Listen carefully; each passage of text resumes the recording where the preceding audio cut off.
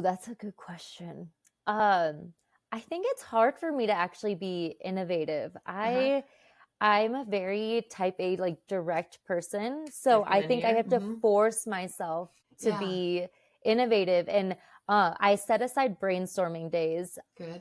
every single month. I have to have a day and I have to be away from my actual space that I work in. So whether it's walking or whether it's like at the library, Mm-hmm. I think it's important to get outside of my own space because I think Yeah. differently.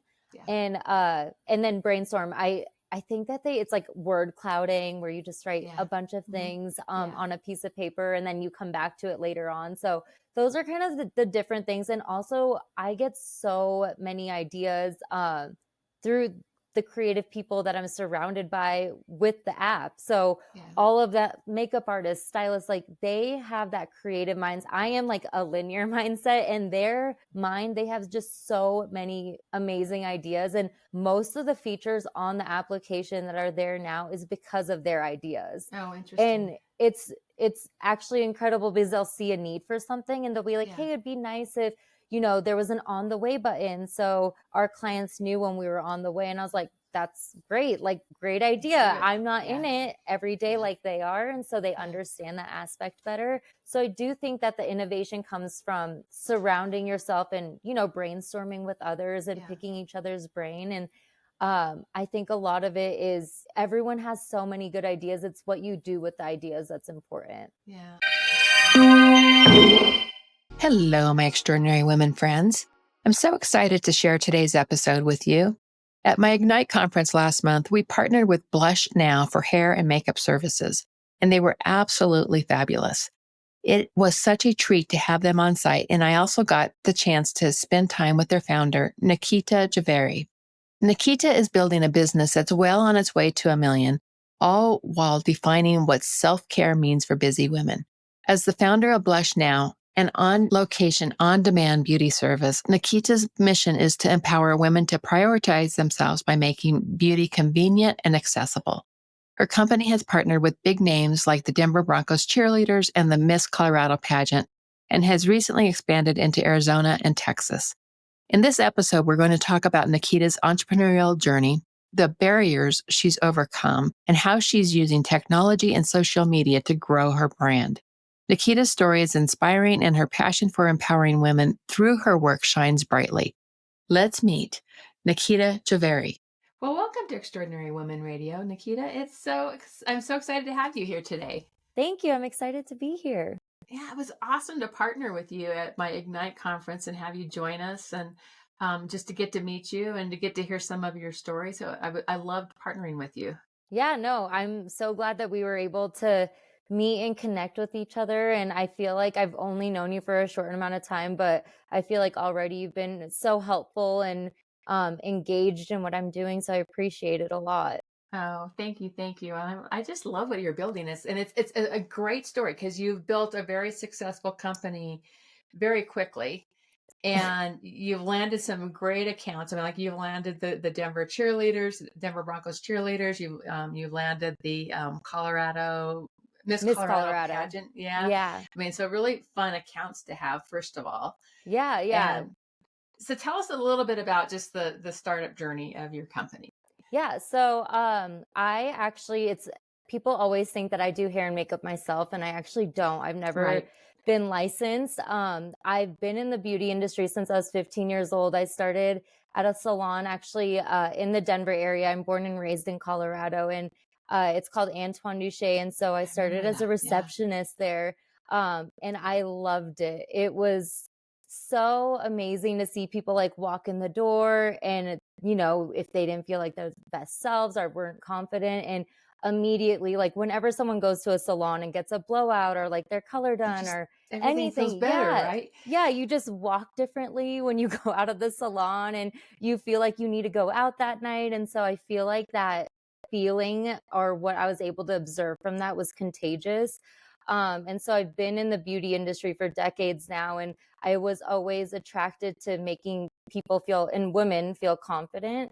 Hmm. And also on the other side of things, I feel like a lot of people in this industry, in the beauty industry specifically, struggle with the business tools. And, they are in the service, they're doing the customer service and the actual technical ability. But when it comes to the back end side of it and how to market themselves and that kind of stuff, they lack those skills, is what I Right. have found. And so Mhm. it's kind of, I've built this two-sided market where you're helping, makeup artists and stylists with a side hustle, but then also helping the client with convenience of having beauty to their front door.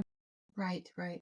I love it. And how did you envision the idea? Because it's a technology is really what you brought to it, right? It was like you started to partner with people who are in the beauty field, but it's like you really brought the so the stylist and that sort of Yes. thing and the makeup artist. You partnered with them, but you saw this opportunity to bring the technology to the table. Yeah, yeah. So I think it's really like an interesting synergy that's created because when you think of beauty, you don't really think of like tech. And Right. Mm-hmm. technically, Blush is a tech company because Totally. it's an application and you are connecting to people through this website or application. And it works very similar to how like DoorDash or Uber would work, where you're able to see people's reviews, you're able to see their work since it is more of an intimate thing than Uber or DoorDash would be. And so I think that bringing in that technology into the beauty industry is something different and it makes us unique compared to other makeup artists and stylists. It's easy to text and it's easy to grab a phone call with someone, but having everything is at our fingertips now. Like it's so easy to get everything delivered to us. Right. So Right. to have beauty delivered to you is just another aspect, which is really cool to see. And it's just be able, it's so nice to be able to have that at our fingertips that we can actually, have somebody come do our hair or somebody come do our makeup Yeah. just off of our app. So I love the whole concept of it. Let's talk a little bit about this because you're on your way to a million right now, right? Yeah, I'm hoping so. Yeah, you're on your way there, and you've done this without any capital. I mean, like other outside capital, right? Without Yeah, any nothing. investors. So tell us a little bit about that. Yeah, so actually when this first I actually had a partner at the beginning of this. It was my old boss and Mm-hmm. the actual business plan was to go down seed funding, get Mm-hmm. capital, get investors. And then when I decided to do this on my own, and I actually just had my second kid, and I was like, I'm leaving the salon. This is not a side hustle. Like this is my passion now. I'm gonna go for it. I realized that I didn't really want to answer to investors. I Mm-hmm. researched a lot. I listened to a lot of podcasts. I read a lot of books on startups. And then that lifestyle didn't really attract me of to always having to answer to people, sending them documentation. And so I was like, let me see if I can for a year or two do this on my own, without capital and without Mm-hmm. raising anything and see where it goes. And I was super grateful to this day that I never had to, borrow any money or anything. It just kind of was groundswell marketing and slowly, even though it's a slower path of growth than Mm-hmm. compared to a lot of startups that would take the investment route. Yeah. I'm happy with the slower growth because I get to be involved. I get to have my voice in it, rather Yeah. than that like super quick growth. Yeah. And what's also, I mean, you're spending your time differently running the business versus out, looking for Yes. capital. I mean, and I have clients and friends who are out there getting capital, right? And it's a full-time job Oh my gosh. doing Yeah. that. So I love the choice that you've made. And it's like this is your baby and you're really keeping it yours and it's growing. I mean, Yeah. that's the beautiful thing about this is that you're getting the momentum here. And you started in Colorado, but now you've just expanded into Texas, into Dallas, the Dallas area, and into Yes. Arizona. Yes. So we started in Colorado. So the first 2 years, it was Colorado. And I know the city really well. I was in my comfort zone. And I think that when other people push you, I have so many mentors around me and a lot of like, I call them now phantom CEOs because they're not the CEO of the company, but I swear like between my family members or I have a group of friends that really push me. And a lot of them were like, why can't you just take this into other places? Like you have this blueprint here. And I am a very conservative entrepreneur. I'm not a risk taker, which is really opposite of a lot of entrepreneurs that you hear about these days, but I needed to get that little nudge and push. And Yeah. so it started with Arizona at the beginning of this year. And I wanted to see how it would develop, and it went better than I was expecting. And I was like, you know what? I feel like you just need that one push to break down my own barrier to be Yeah. like, I can do this. I can go into other places. And I started, the imposter syndrome slowly started going away. Yeah. Yeah. No, that's so awesome. I love it so much. So what were some of the challenges you've encountered in these, these first couple of years that you've come up against? Yeah, I think a big challenge for me was my age. I Mm-hmm. think that when I go into a lot of networking groups, and I am not confident enough, like I still to this day, I even sit in networking groups and I won't even say, like, when you introduce yourself, you're like, oh, like I'm with Blush, and I won't ever say like I'm the founder of Blush. And those little things, I think I needed Mm, to practice. That was a the big barrier. authority. Yes, the authority, like, to own it, and I am Yeah. not great at that. I think that was a big obstacle that I had to overcome and still do. Like, Yeah. some of my friends will be next to me and like, "Oh, she owns the company," Right. and I have a hard time doing that, and so So I really think owning that. confidence. And the age piece, so because this is podcast, right? So people will be listening. What side of the age was the downside for you? I think the so I'm in my early 30s, and Yeah, so so you're I young, so so I'm young. But but a so when smart young. yeah, and when I started it, I was in my late 20s and I Oh was just wow. having kids. And so it was like, I think that when people immediately, when you present yourself to someone, and I do it. I do it to this day. If I see someone that's like super young and they're like, I started my own business, it's like, good for you to start your own business. And so I think that the perception of like, oh, okay, you started like this little business, This and little tiny thing, and yeah, look this at what little it's tiny growing, right? thing. Yes, Yeah, and I think when the Denver Broncos cheerleaders took a chance on me, um, I think that was like my launch pad where age didn't matter, where if I said that to someone, they're like, "Oh, like you're a serious business," I got or goosebumps on that. yeah, like Yeah, I feel like, and to this day, people have to remind me to say it because sometimes I think being humble is a good thing, but sometimes when you're not even like being confident about your own business, it could be a yeah, fault. yeah. And so now I've learned, okay, like I need to stand up and I need to say that out loud. And I've learned that by saying it out loud, people do take you a little bit more seriously, and Totally. they want to hear your story and how you got there. Yeah. One of the things I often talk about, and I know you've heard me talk about it, is how we really embody our message. Yeah. Like we own it, like we're walking in it, right? Yeah. And how did that feel when you started to embody your message and walk in it, like just truly owning it? That because you're pushing beyond a zone of comfort, right? Hmm. Yeah. So just talk about that pushing beyond that zone of comfort and what you did for yourself to really let yourself embody the Yeah. what you stand for. Yeah, so I think that for comfort zone, for getting outside of your comfort zone, I think it's really, really important for obviously an entrepreneur to like try new things, try different things. I read a book and it talked about your alter ego, like creating Mm, this alter ego for yourself. So when you're hmm speaking or you're going into a networking event, like if you lack confidence in hmm yourself, then envision this other person. And actually, I think that's where makeup comes in a lot. Is for me, Totally. when I get my makeup done, I feel like a different person. Or like Yeah. I think like the little black dress, or Yeah. everyone has their go-to outfit in their closet or their go-to shoes that make them feel super powerful.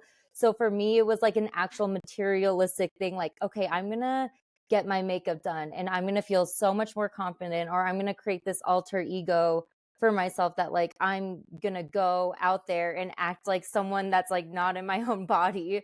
And I think those things pushed me outside of my comfort zone to help me be more confident and, feel like more powerful, that and you present yourself differently. And Yeah. Yeah.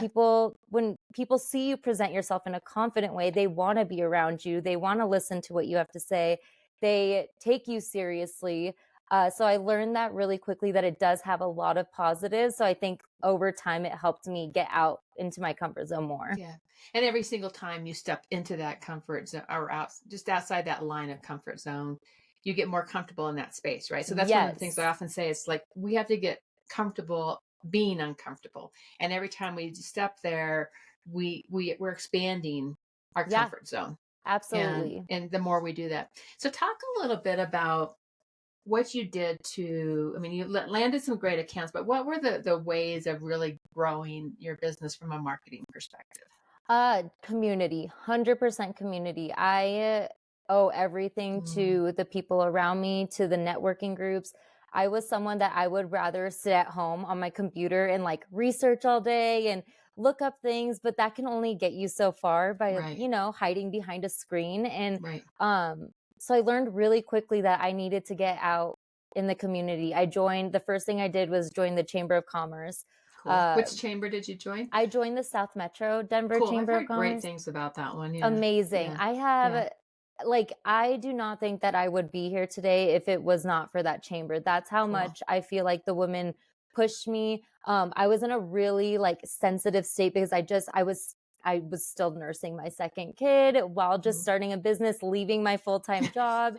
Like all of this stuff was happening at once, and the amount of support, I think women sometimes get a bad rep just in the community of like they're going to be jealous of you, or they don't want to support you, and I had that like in my head, that Mhm. stigma in my head. And I feel like the first networking event I went to, I wouldn't approach anyone. I was the person in the corner that did not want to be approached either, and I wouldn't approach anyone. And the second someone came up to me, it was Cheryl, our mutual friend Oh, hmm. Cheryl. Hmm. She came up to me, and it broke down that barrier for me. And now if I see someone else now, like that's in a corner and they're newer to a networking event, I'll be the first to go to them, because Mm, I feel like creating that community for yourself, it helped my business grow exponentially at the beginning and made me realize I didn't need investors, because word of mouth is an amazing thing. And when I couldn't yeah. afford, Especially when you're in community like that. Like yeah. you're in a very localized community. Yep.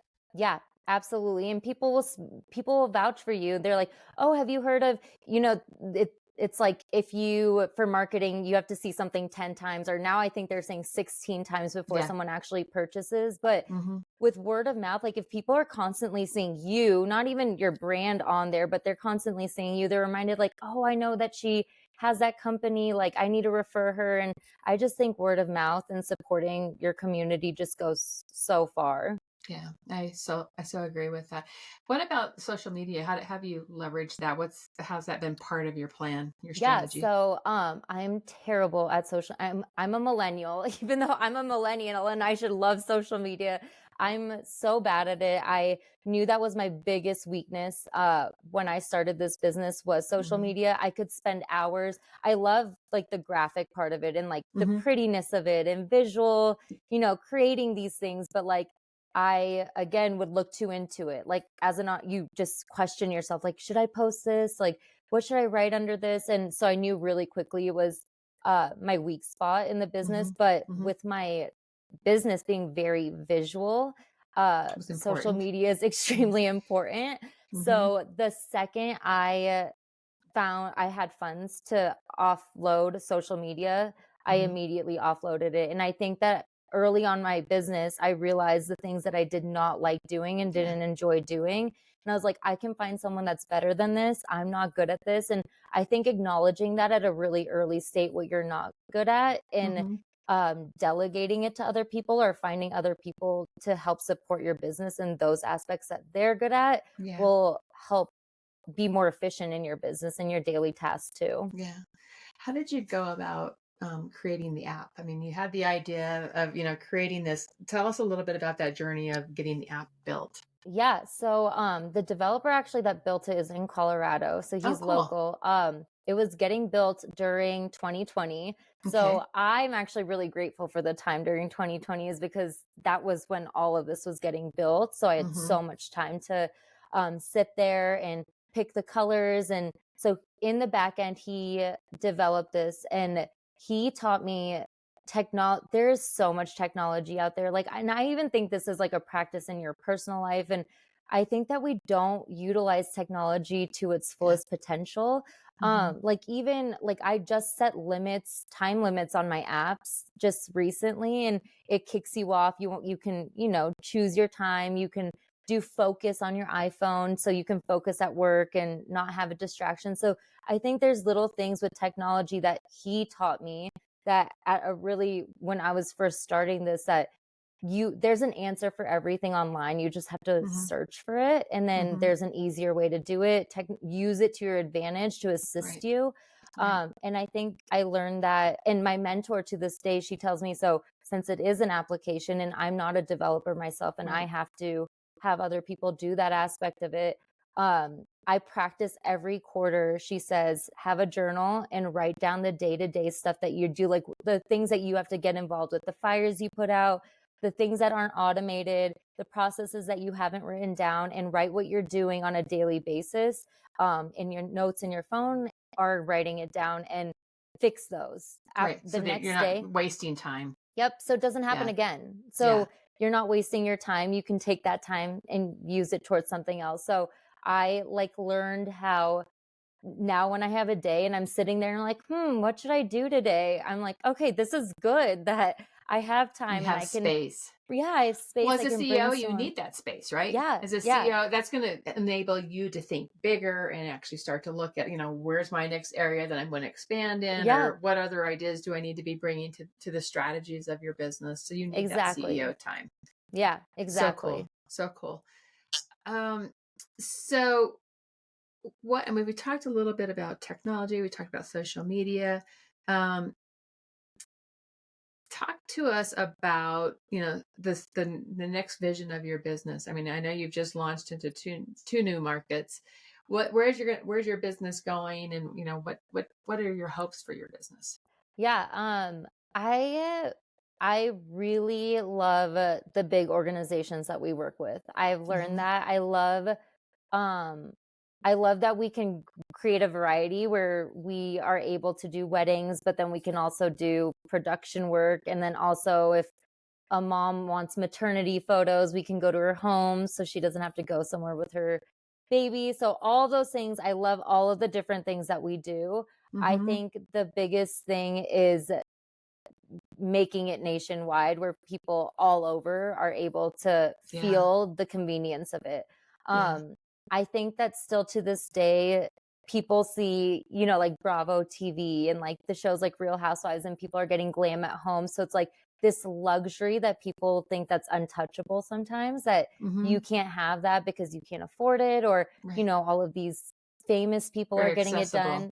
Yeah, Right. like I'm not good enough to get that done. And Yeah. I think that I want to create a space where people like down the block can be like, oh, I can get my hair and makeup done for an event. And, it's not breaking the bank. And it makes me Exactly. feel confident and I feel good about myself. And I feel like I can go and speak at a speaking engagement or go to an interview and all that kind of stuff. And I want that to be more well known, not just Yeah. like in these small areas. I want Yeah. it to be, well known everywhere.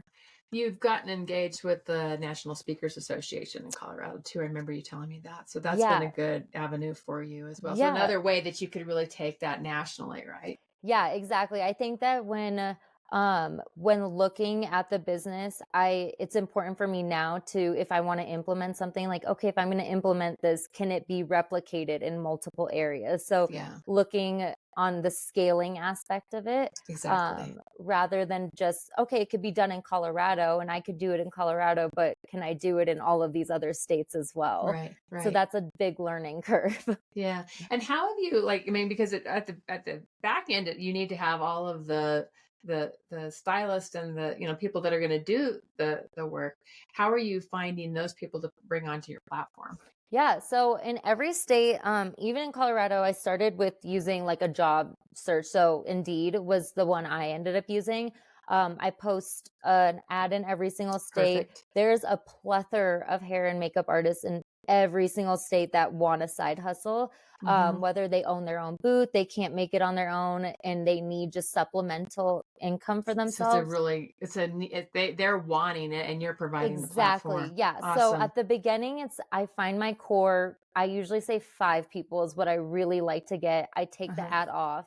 Mhm. I do an extensive interview with all of them where they get background checks, they do technical interviews, but from there, they all have friends in the community. So then it is just word Yeah, of mouth. That's all it cool. is because all of them are needing that extra income in this industry to help them with Yeah, what they're doing. And they're so passionate about it and they want to do it more. But how do you do it more when you don't have the time to market yourself? So this yeah, helps them do it for them. yeah.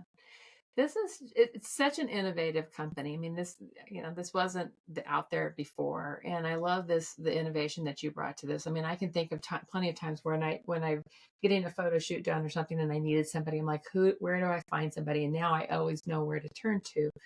And so, when you think about innovation, how do you stoke your innovative spirit? Ooh, that's a good question.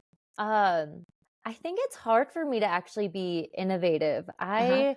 I'm a very type A, like direct person. So Like I think I linear. have to Mm-hmm. force myself to Yeah. be innovative. And I set aside brainstorming days Good. every single month. I have to have a day and I have to be away from my actual space that I work in.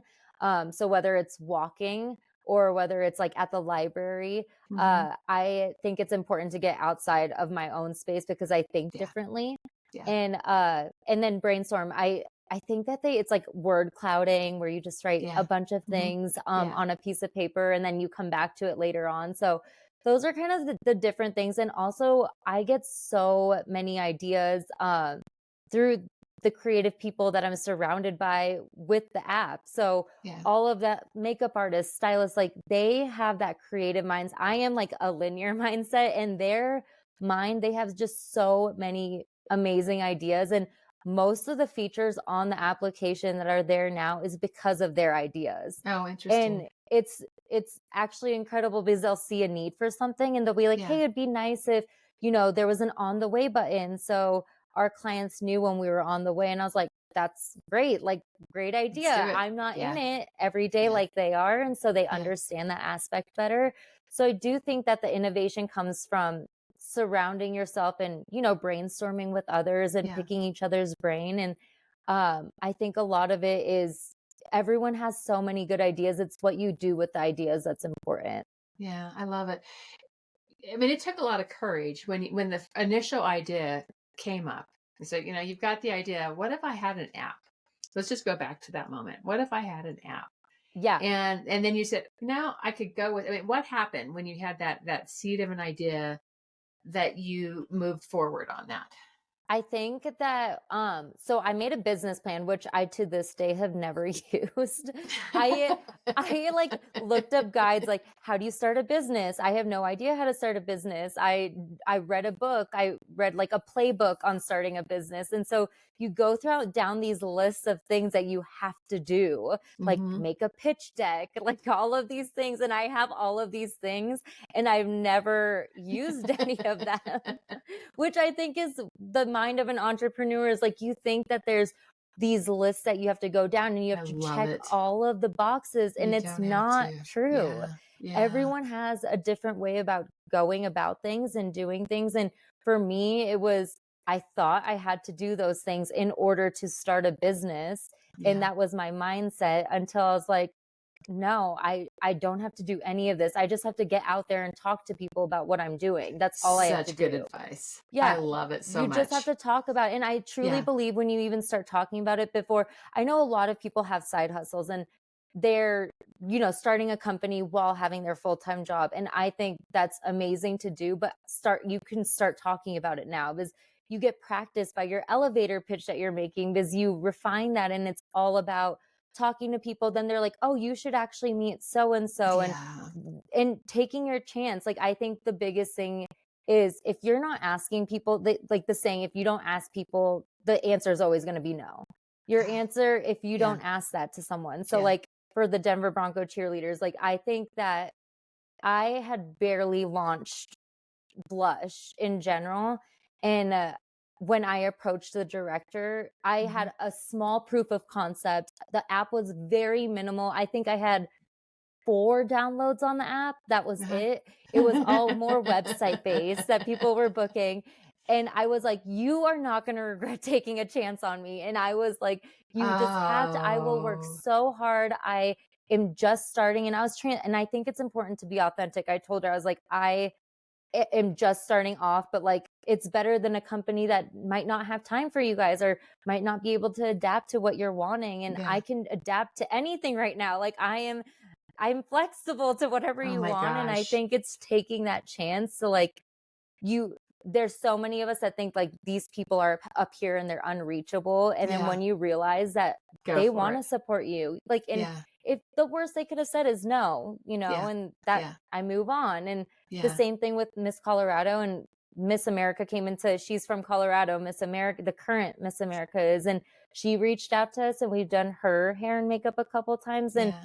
you learn that like you learn really quickly. People want, if you have a concept, people are wanting it and you To have to be support you. proud of Yeah. it. Yeah, and they Yeah. want to support you. And Yeah. it's just about asking like, "Hey, can I do like your hair and makeup?" Or "I have this idea, like I think it'd be cool if we partnered together." And to this Yeah. day, I have a scorecard to myself that I cold email people constantly, constantly, and it works because Yeah. people want to either support, or people that might not need you right now, they might Yeah. remember you 2 months from now and be like, "Hey, I actually do need this for something," and reach Yeah. out to you. That's so good. I love it. What would you tell someone who has an idea for an app or something like, something that's innovative that's not out there? What would you tell someone?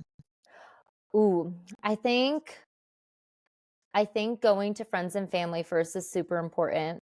Mhm. Um, I think like having a group of friends and family around you that know you really well, that know how you work really Mhm. well, what your Mhm. values are, them hearing the concept or the idea you have. I think the people that are closest to you will probably be able that aligns with your values or that doesn't align with your values. Or I think that your work ethic, like you can take this far. And I think those are going to be the people that are the most transparent and will tell you if you should move forward with something like this. Excellent. I'll never forget when I was gonna leave the salon. I told my husband, I was like, when my youngest is born, I was like, "I'm leaving the salon. I'm gonna take a leap of faith. I'm gonna go do blush." And he's like, "Okay, well, I don't know if I believe in the concept fully," because he's a male. He doesn't understand hair and makeup and the need for it. He's like, "I don't know if I believe in the concept, but I believe in you. So do it. Like, I know you and I Mm, know how hard you work and I know you will make it happen no matter what. So go and do it." And I think yeah. that when you gather a group of people, tell them, outline everything for them. And then after that, the next step is, okay, like start researching who can you get on your team, like get quotes for developing an app or a website. I started with a website before the app too. And that's how Uber started as well, as they had a website before they even had their Interesting. application. Yeah. And so you can start small with a small budget and It's then a great slowly way, grow into more great advice things. there. Yeah. Yeah. Cool. Very cool. Very, very cool.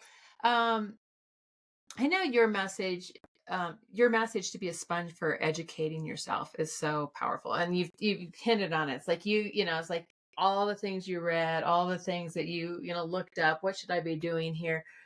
What are some of the key lessons or resources that have really helped shape your journey? I have a lot of key lessons. I think um when I'm someone that like I'm always listening to a podcast or reading a book to learn something new, whether it's personal or professional. Hmm. Um I think it's taking action on it is the biggest Yeah, that's thing. a I really good, think yeah. Because we you can can listen all day long, and yeah, if we're you can not moving with absorb. it, yeah, Exactly. You can listen to a million podcasts, you can read a million books, you can hit your goals of what you want to do. But if you're not actually like changing or taking action on what that little tidbit is, uh, that's what makes a difference. And I think that every single like conference that I go to, or every networking event, you go in with an intention. And like, what's your hmm, intention going to be? And it could be small. I'll go into networking events and I dread sometimes. I'm like, why did I sign up for this networking event? I don't want to go to it. And I'm like, okay, I need to get one thing out of it, whether it's a business card out of it, whether it's I'm going to follow up with someone out of it. And you make that intention. I can't tell you how many times I have said that to myself before, that I don't want to go into a networking event.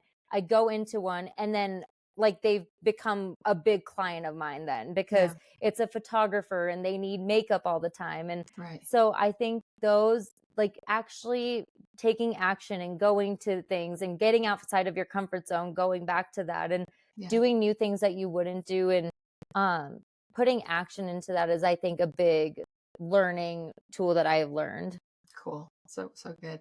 So where can people learn more about you and about Blush Now, and tell us more about all that? Yeah, yeah. Well, about me, I'm really bad at Instagram, so don't follow me on Instagram. You can follow my business on Instagram. I have a social media team that does it for me. But yeah, Blush Now is our Instagram. You can go there. We like to do tutorials too. I think makeup lessons is really something cool that we do for people Yeah. to feel more confident. That's what I'm going Um, to be doing with you. I haven't done it yet, but I'm going to be doing. yeah, it's so fun. And I think when you look at a general tutorial online like YouTube, or there's just so many amazing tutorials, but the difference is that's not your skin tone, that's Yeah. not your eye shape. It's just different. Or like the Yeah. products that you have at home are different than what they have, and you don't want Yeah. to spend thousands of dollars on makeup. So Yeah. I think someone coming to teach you, we'll do little tutorials online on how to do your hair, or like if you have a bad hair day, how to just make it look good for a day, for an Yeah. extra day, to last longer. And then I'm on LinkedIn as well. But yeah, I love meeting people for coffee. I've learned that so many people said yes to coffee to me 2 years ago when I was Mm. just starting off, that I will never say no to anyone to like go hang out and talk. And you just learn so much from other people. And I've learned that over the years is I I would never be where I am right now if it wasn't for the community that surrounded me. Mm. So love it. So love it. Okay. So the final question I always close with is, what are 3 pearls of wisdom you'd like to leave with us today? Okay. One is definitely having those phantom CEOs surrounding you. Mm. I would never be pushed as hard as I have been thus far because of those people around me that are like, you have to do this. Like, what are you doing? You're being lazy. Or even if it's mean, sometimes you need that little kick in a butt when you don't have a boss and you're your own boss. Yeah. So definitely finding that community for yourself, that mentor, whether it's a mentor or a coach. I think coaches Hmm. are huge. Yeah. As you know, I think that you have great people that you coach. And I think that's super important, is to find Yeah. that person or a group of people to do that for you. Yeah.